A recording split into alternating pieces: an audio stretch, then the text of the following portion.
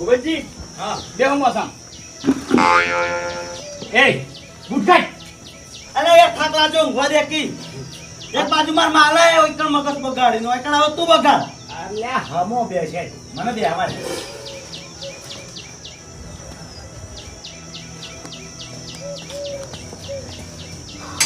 પણ હમણાં બેસકી ચોક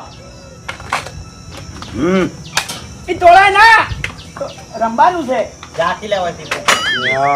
તો પછી આગળ અરે ભાઈ કોઈ પાથરવું નહીં અરે પાથરવું પડે અરે નહીં પાથરવું હોય લાવો તમે આગળ રહેજો અરે હોય લાવો અરે પણ